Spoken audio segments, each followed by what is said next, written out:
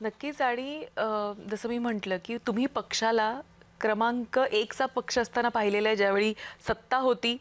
तुमचे मिस्टर देखील त्यावेळी ॲक्टिव्ह पॉलिटिक्समध्ये होते.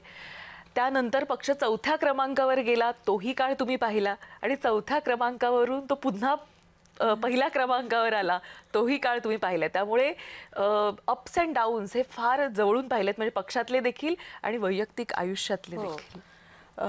हो, खरं आहे. आणि माझ्या मिस्टरांचा पण सगळा काळ ते स्ट्रगलमध्येच गेला, कारण त्यावेळेस भाजप उभी करायला लागली होती पुण्यामध्ये. अशा काळामध्ये इव्हन ते स्टँडिंग चेअरमन झाले, ते सुद्धा आपली महानगरपालिकेत सत्ता नसताना भाजपचा माणूस स्टँडिंग चेअरमन झाला होता. म्हणजे हे त्यावेळचं एक आश्चर्य होतं. त्या पद्धतीने मी पण जेव्हा प्रवेश 2007ला महानगरपालिकेत सत्ता नव्हती, 2009ला मी आमदार झाले तेव्हाही सत्ता नव्हती, 14ला सत्ता आली परत. म्हणजे अप्स डाऊन सगळे हे बघितलेले आहेत.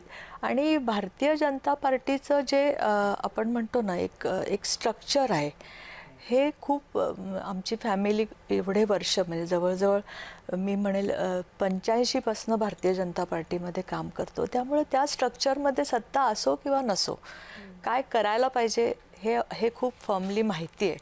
आणि त्यामुळे कुठल्याही अप्स डाऊनमध्ये फक्त भारतीय जनता पार्टीच, आणि आता तर मोदीजींमुळे तर किंवा देवेंजींमुळे अशी माणसं जेव्हा आम्ही काम करताना बघतो, त्यावेळेस उलटा आम्हाला गर्व वाटतो की आम्ही ह्या पक्षात आहोत.